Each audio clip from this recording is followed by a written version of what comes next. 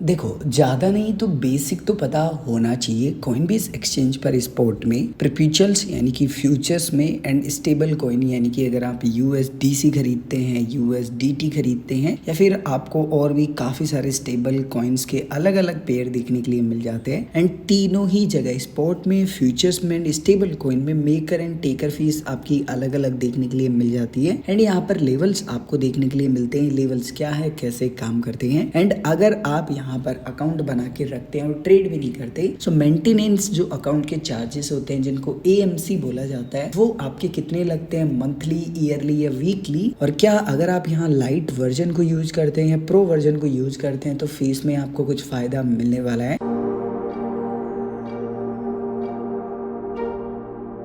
आप Coinbase exchange के mobile application को इंस्टॉल कर लीजिए, अपने अकाउंट को लॉगिन कर लीजिए एंड कुछ इस प्रकार का इंटरफेस आपको देखने के लिए मिलेगा। मैं सजेस्ट करूंगा कि ऊपर आपको यहाँ पर कैंडल स्टिक्स का ऑप्शन मिलेगा, इसके ऊपर आप क्लिक करेंगे तो कुछ इस प्रकार का इंटरफेस आपको देखने के लिए मिल जाएगा। आपको जस्ट यहाँ नीचे पोर्टफोलियो के ऊपर क्लिक करना है। पोर्टफोलियो के ऊपर आप जैसे ही क्लिक करेंगे कुछ ऐसा पेज आपको देखने के लिए मिल जाएगा। आपको यहाँ पर ऑप्शन मिलेगा ओवरव्यू, ट्रांजेक्शंस एंड फीस का। सो आपको फीस वाले ऑप्शन पर क्लिक कर लेना है एंड यहाँ पर spot, futures and stable coin के जो पेयर्स है उनमें अलग अलग आपकी फीस लगती है, तो कंप्लीटली एक्सप्लेन किया गया है। सबसे पहले मैं आपको बता दूं कि जो कॉइनबेस एक्सचेंज है उस पर किसी भी प्रकार के जो मेंटेनेंस चार्जेस हैं वो नहीं लगते, यानी कि एएमसी नहीं लगते। फिलहाल यहाँ पर जो आपकी ट्रेडिंग फीस है ना, वो आपके ट्रेडिंग वॉल्यूम के ऊपर निर्भर करता है कि आप कौन से लेवल पर आते हैं एंड उसके अनुसार आपकी ट्रेडिंग फीस लगेगी। लेकिन यहाँ पर भी मार्केट एंड लिमिट ऑर्डर होता है जिसको हम बोलते हैं मेकर एंड टेकर। हम थोड़ी देर में इसको लाइव जानने वाले हैं। और आपका जो ट्रेडिंग वॉल्यूम है वो $1000 से कम है तो उस दौरान आपकी ट्रेडिंग फीस लगेगी 0.1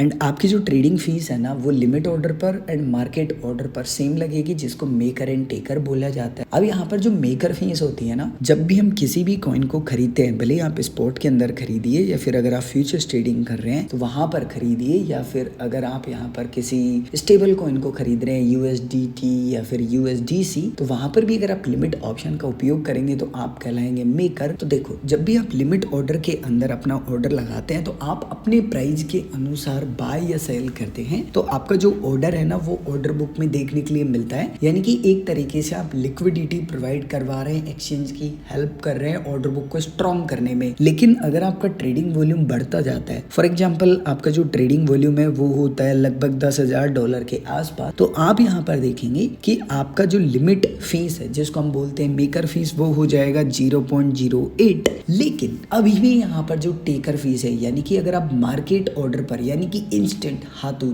जो भी प्राइस चल रहा है उसी पर अपना ऑर्डर एग्जीक्यूट करने वाले हैं, तो वहां पर आपकी फीस लगेगी सेम 0.1%। एंड जैसे ही आपका ट्रेडिंग वॉल्यूम चले जाता है लगभग $50,000 के अराउंड, तो आपका यहाँ पर जो लिमिट फीस है वो भी कम हो जाएगा 0.7 एंड यहाँ पर फाइनली आपका अब मार्केट फीस जो कि टेकर फीस कहलाता है वो भी कम हो जाएगा 0.08%। सो जैसे जैसे आपका वॉल्यूम बढ़ता जाएगा स्पॉट का, वैसे ही आपका जो फीस है वो कम हो जाएगा लिमिट ऑर्डर का एंड मार्केट ऑर्डर का। एंड सेम अगर आप फ्यूचर्स ट्रेडिंग करते हैं तो आपका जो इनिशियल स्टेज में लगने वाला है फीस वो लगेगा 0.015, जो कि लगेगा यहाँ पर लिमिट ऑर्डर में एंड मार्केट ऑर्डर में लगेगा 0.03%। और जैसे ही आपका ट्रेडिंग वॉल्यूम बढ़ के यहाँ पर हो जाएगा $1000 के अराउंड, तो आपका यहाँ पर जो फीस है वो हो जाएगा 0.0125, जो कि लगेगा लिमिट में। एंड अगर आप मार्केट ऑर्डर एग्जीक्यूट करते हैं तो 0.025। एंड जैसे जैसे आपका ट्रेडिंग वॉल्यूम बढ़ता जाएगा वैसे वैसे आपका जो फीस है वो कम होता जाएगा। एंड अगर आप यहाँ पर स्टेबल कॉइन में ट्रेड करते हैं यानी कि कॉइन्स को खरीदते हैं, तो यहाँ पर हर एक कॉइन के आगे जस्ट आपको पेयर देखने के लिए मिल जाता है। पेयर का मतलब होता है आप जिस भी कॉइन को खरीद रहे हैं ना उसके बदले दूसरा कौन सा कॉइन आप दे रहे हैं। सो यहाँ पर लिमिट ऑर्डर के अंदर तो कुछ भी नहीं है, कुछ भी आपकी फीस नहीं लगेगी, चाहे खरीदो और चाहे बेचो। लेकिन अगर आप मार्केट ऑर्डर पर एग्जीक्यूट करेंगे तो 0.001 लग रही है, जो कि बहुत कम है। अगर आप इंडियन एक्सचेंजों पे देखोगे तो 0.5% लगती है। और अब तो आप INR डिपॉजिट कर सकते हैं यहाँ पर इंडियन एक्सचेंजों की तरह, आसानी से विड्रॉल कर सकते हैं। और सबसे इंपॉर्टेंट बात यहाँ पर ध्यान रखने की ये है कि यहाँ पर पर ये जो भी स्ट्रक्चर आपको देखने के लिए मिल रहा है ना, केवल और केवल 30 दिन का आपका जो ट्रेडिंग वॉल्यूम है वो काउंट होगा। जैसे ही 30 दिन से 31वां दिन स्टार्ट होगा, यानी कि नया मंथ स्टार्ट होगा, आपका जो ट्रेडिंग वॉल्यूम है वापस से रीस्टार्ट हो जाएगा। इसके अलावा अगर आप बैंक अकाउंट में पैसे विड्रॉल करते हैं ना, तो किसी भी प्रकार के आपके चार्जेस नहीं है। फिलहाल फ्री ऑफ कॉस्ट आप विड्रॉल कर सकते हैं, फ्री ऑफ कॉस्ट आप जमा कर सकते हैं कॉइनबेस एक्सचेंज पर कितना भी पैसा। लेकिन अगर आप कॉइन को बेचते हैं तो उस दौरान INR पेयर में आपका 1% TDS भी कटेगा टोटल सेल वैल्यू पे। एंड जो TDS है वो आप क्लेम कर सकते हैं जब ITR फाइल रिटर्न करेंगे। ये केवल ट्रैकिंग के लिए है, ऐसा नहीं है कि कॉइनबेस ही डिडक्ट करता है। जितनी भी Indian exchange and international exchange है जो कि FI रजिस्टर है वो सब डिडक्ट करते हैं, इनकम टैक्स डिपार्टमेंट को जमा कर देते हैं। बाय द वे, मैंने अगर कुछ मिस कर दिया है या आपके मन में कुछ कंफ्यूजन है तो आप कमेंट करके जरूर बताएं।